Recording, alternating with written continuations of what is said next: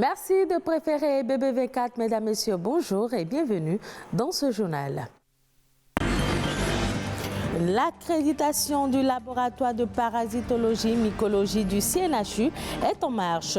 Des experts certificateurs pour la phase opérationnelle du processus de certification sont au Bénin. Le compte-rendu dans cette édition.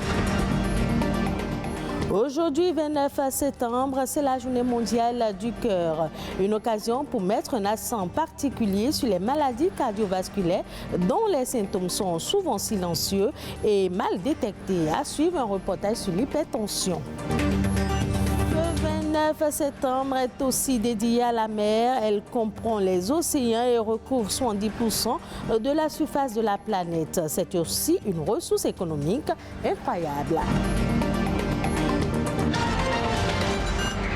Bienvenue dans ce journal, un événement qui focalise les acteurs de l'écosystème sanitaire du Bénin, la marche vers l'accréditation du laboratoire de parasitologie, mycologie du CNHU Hubert Koutoukou-Maga.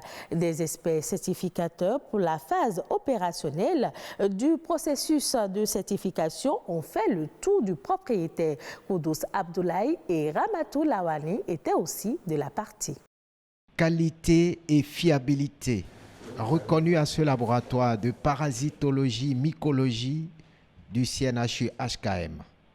Le système ouest-africain d'accréditation a jugé recevable son dossier. L'accréditation ISO 1589 qui sera délivrée par SOAC est une accréditation qui est reconnue par l'ILAC. Et donc, le certificat qui sera délivré est un certificat qui sera reconnu au niveau international. La clé de l'international est à portée de main de ce laboratoire du plus grand hôpital du Bénin. Avant ce bout de tunnel, plusieurs exigences ont été satisfaites. Il nous fallait élaborer plus de 100 procédures opérationnelles standardisées. Il nous fallait définir des objectifs, c'est-à-dire offrir aux clients des résultats fiables, leur donner une entière satisfaction. Nous nous sommes également inscrits dans la formation continue du personnel. L'accréditation du laboratoire de parasitologie et mycologie du Centre national hospitalier et universitaire Hubert Koutoukou-Maga de Cotonou serait une première dans l'espace hospitalier public au Bénin. C'est pourquoi je voudrais souhaiter que vos travaux prévus pour les 26 et 27 septembre 2022 se déroulent dans les meilleures conditions possibles.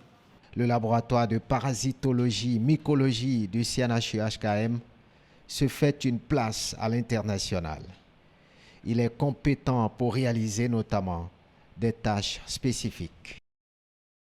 On célèbre ce 29 septembre la journée mondiale du cœur. Le cœur est un organe qui assure la circulation du sang vers les vaisseaux sanguins et les cavités du corps. Les maladies cardiovasculaires sont la première cause de mortalité chez la femme et la deuxième chez l'homme. L'hypertension artérielle, par exemple, peut endommager plusieurs organes vitaux comme le cœur et les reins. Son traitement et sa prévention repose en grande partie sur des mesures d'hygiène de vie. Dans ce reportage, Héloïse Winator nous dit un peu plus sur cette pathologie, les comportements à adopter pour être à l'abri de cette tueuse silencieuse.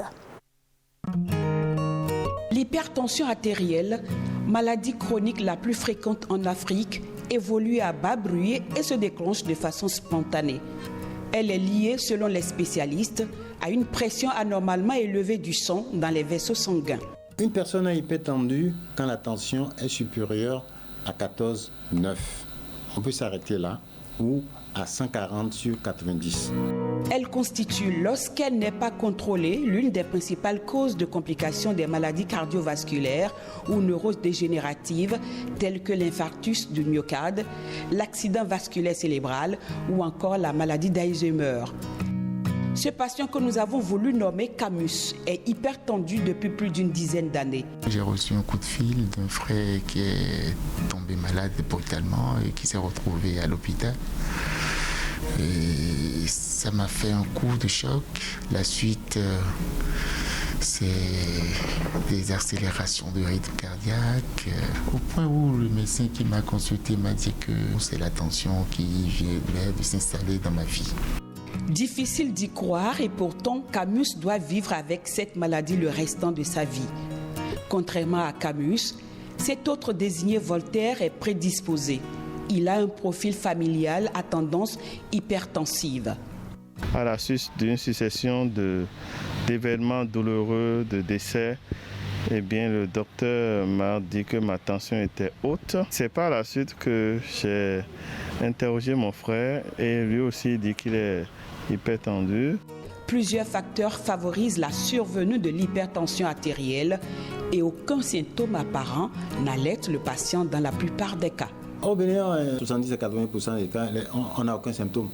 On s'ignore. Les causes, oui, mais il n'y en a pas. C'est un panier à crabe de causes. Il y a ceux qui sont obèses, il y a ceux qui vont manger trop salé, ceux qui sont sédentaires, il y a ceux qui ont des problèmes donc, de sucre élevé dans le sang, donc de graisse dans le sang.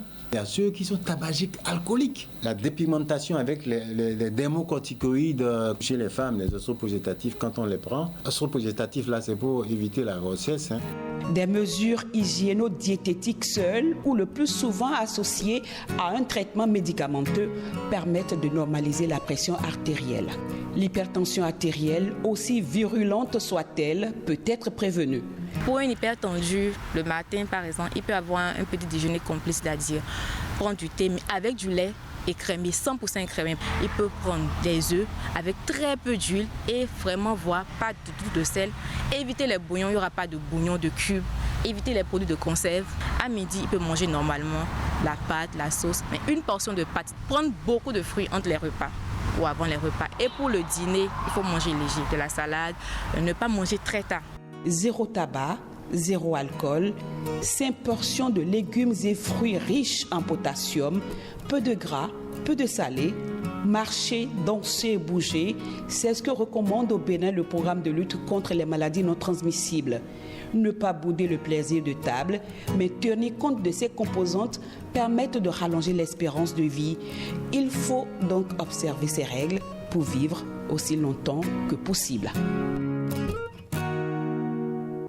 L'autre journée célébrée ce 29 septembre, c'est la journée mondiale de la mer. La mer occupe la plus grande partie de la surface terrestre. La mondialisation des économies repose sur la libre circulation des flux maritimes. C'est par la mer que transitent 90% des marchandises échangées dans le monde. Aussi, 30% des hydrocarbures consommés dans le monde proviennent de la mer. C'est un véritable enjeu de trafic maritime et de navigation. Cependant, au-delà du rôle qu'elle joue, la mer est essentielle pour la croissance économique de toute nation. Reportage. Son importance pour le développement de l'écosystème n'est pas toujours perceptible. La mer joue un rôle important dans la croissance économique de toute nation. Elle couvre une grande partie de la surface du globe. Notre survie sur Terre en dépend. En matière de biodiversité, il y a plus d'espèces au niveau des mers que dans les océans, parce que c'est interne au continent.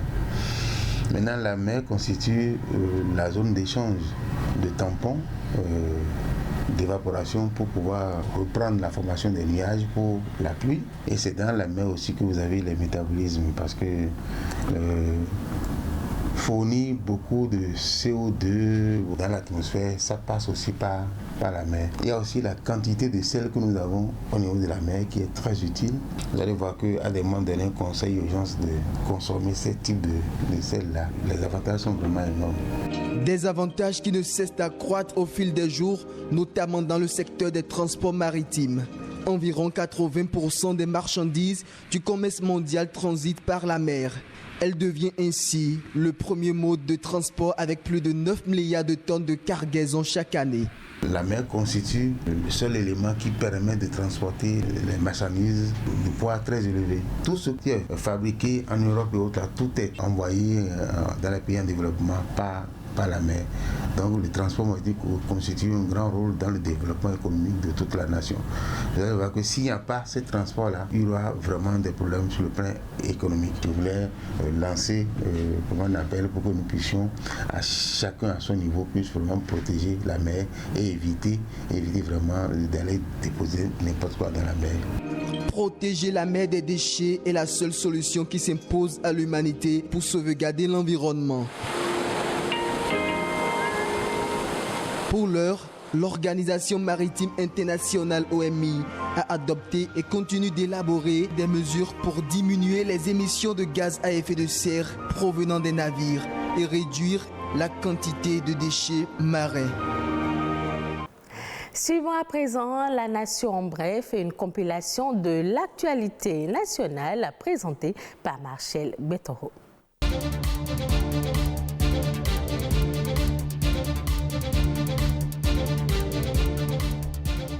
La société de textile du Bénin, STB, a bénéficié d'un accord de prêt d'un montant de 10 milliards de francs CFA.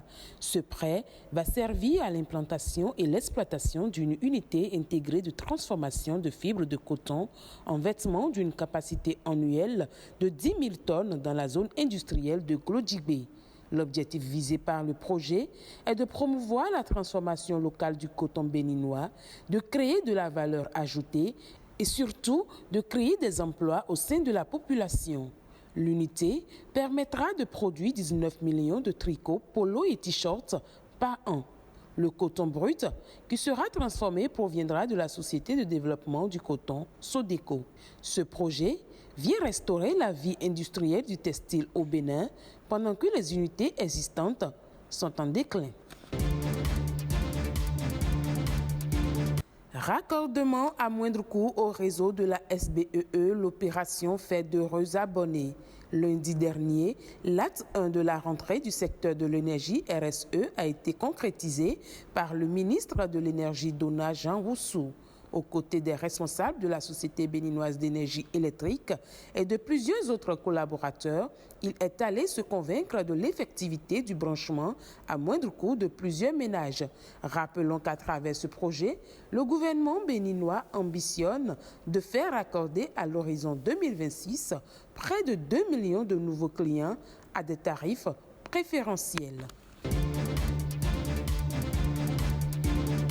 Le projet Sport au féminin financé par la France a libéré 38 femmes béninoises avec un diplôme de licence D à la maison du handball de Hendé. Lancée le 19 septembre 2022, la formation des entraîneurs pour la licence DIHF a duré 5 jours.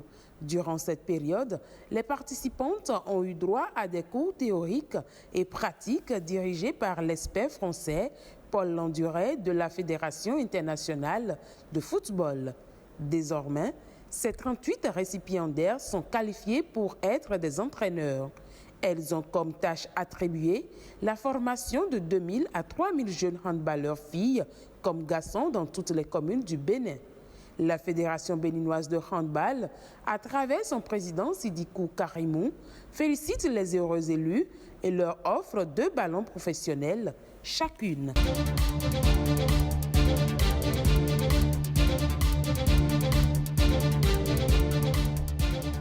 Ainsi se referme cette édition. Merci de l'avoir suivi. Retrouvez ce journal sur le site de l'ORTB, www.ortb.pg.